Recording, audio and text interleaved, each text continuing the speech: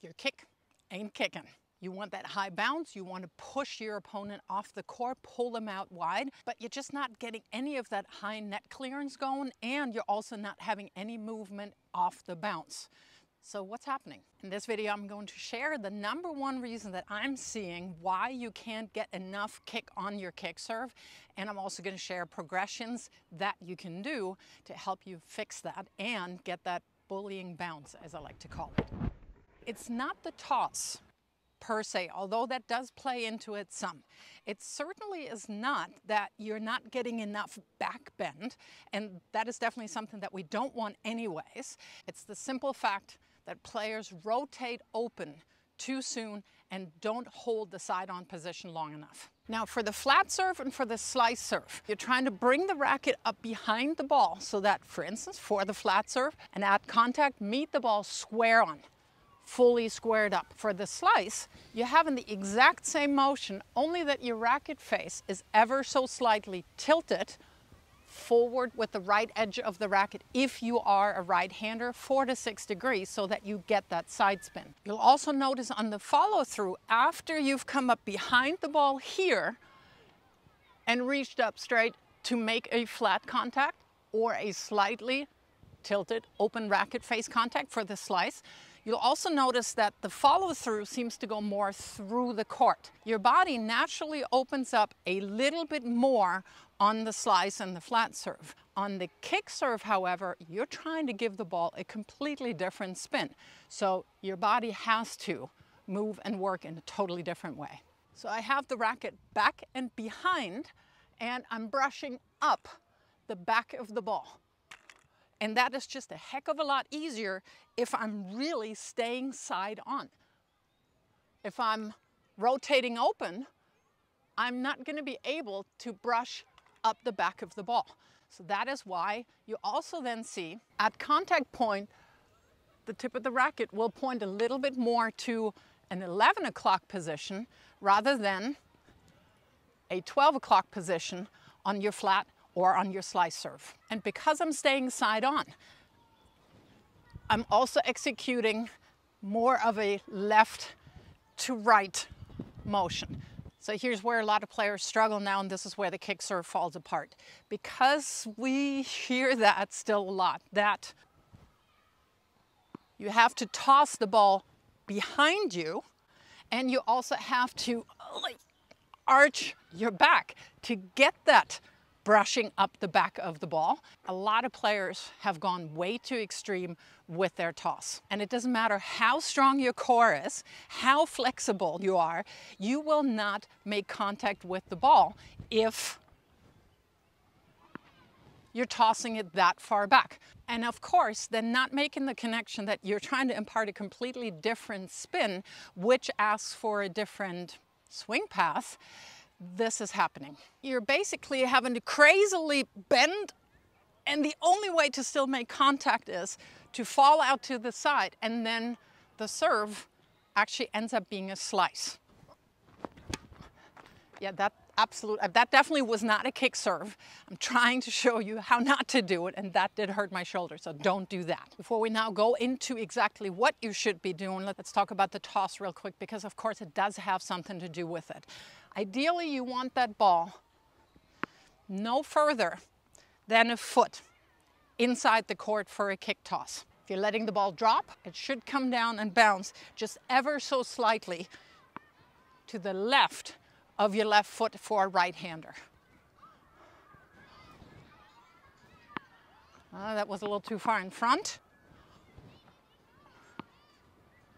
So if I'm letting that come down, it bounces right here to the left of my left foot, and it almost grazed my left shoulder. If I'm tossing it too far back, again, I'm rotating open, and I end up hitting a slice serve rather than a kick. So the whole magic of the kick serve happens because you're staying side on with your chest bone facing towards the camera, which allows you to brush up the back of the ball.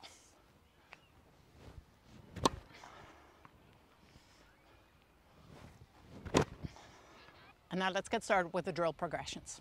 As usual, you're starting really close to the net, and you're also starting with the choked up grip because that makes it easier to feel it. Take the ball into your left hand as a right-hander, of course, lefty the other way around, and set your racket onto the ball, parallel to the ground. And then you're trying to brush up like that. Because that basically is the motion that will happen above your head. Make sure that you're not just doing that with the wrist. You want to engage your entire arm. And of course, you're really working on staying side on right there.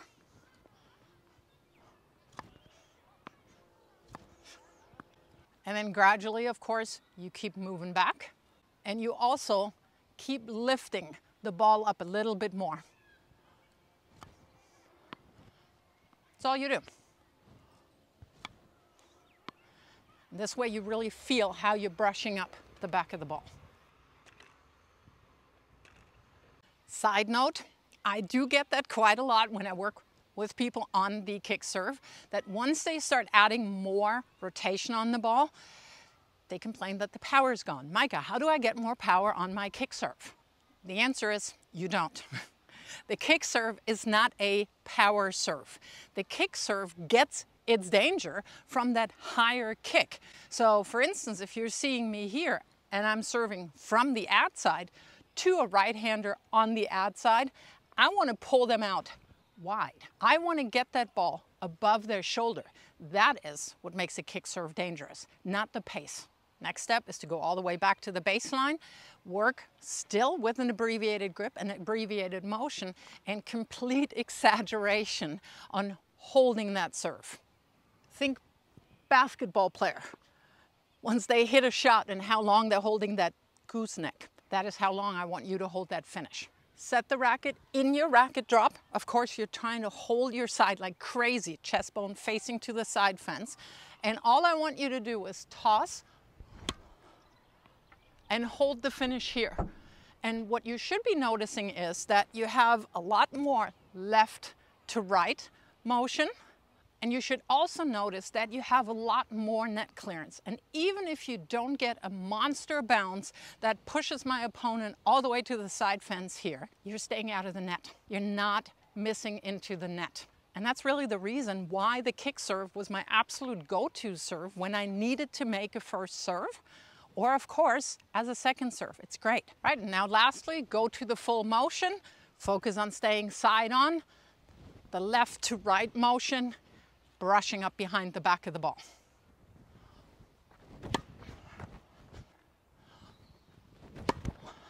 Now lastly, a lot of players get the kick serve for the very first time from the ad side. And the reason for that is that we naturally, as right-handers, stay side on a little bit longer on the ad side. On the deuce court, you naturally open up a little bit more, which might make the kick a little bit tougher to work on in the beginning from the deuce court. But of course, you still want to work on that kick on the deuce court against a right-hander. You get it up above their shoulder if you serve to the tee. If you enjoyed this video and you want more and exclusive content, do check out my Patreon membership site, because there I'm posting a whole lot more things, go more in detail. And also, if you're a Grand Slam member, you'll join our monthly coaching call. So do check out my Patreon.